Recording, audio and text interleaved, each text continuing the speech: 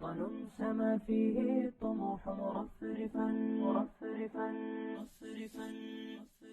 وطن سما فيه الطموح مرفرفا على من تألق في سما الآفاق.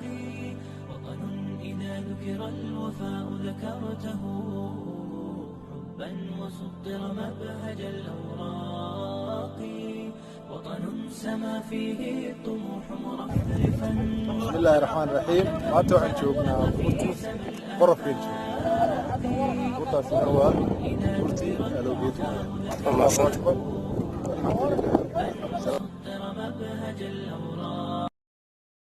la socono kale haddaynu dikriga ilaahay ku socono tasbiixda iyo takbiirta iyo tahliisha iyo aynu wadno runtii waa markhaati fiican bay noo noqonaysaa. waayo meel kastoo dee dhulkaasi aad marto oo dikri ku marto ilaahay subxaana watacaala baa ku qiyaamay wuu kaaga hadlinayaa, wax wanaagsan bayna ku noqonaysaa.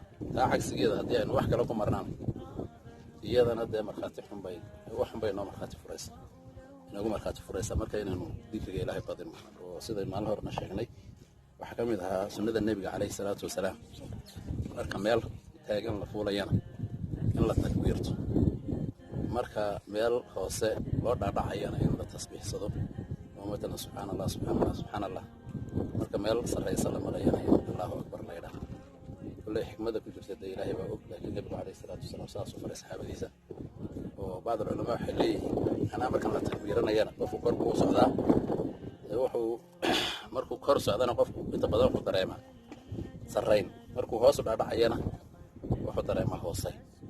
marka hoosayntiina ilaahay baa laga nasahaya, wax la leeyahay subxaana allah, korayntiina ilaahay baa subxaana watacaala sarreyn loo karayayo allahu akbar baa loo oranaya. marka laakiin inagu adeecayna nabigeena calayhi salaatu wasalaam baynu ku samaynayna taana ha la ogaado.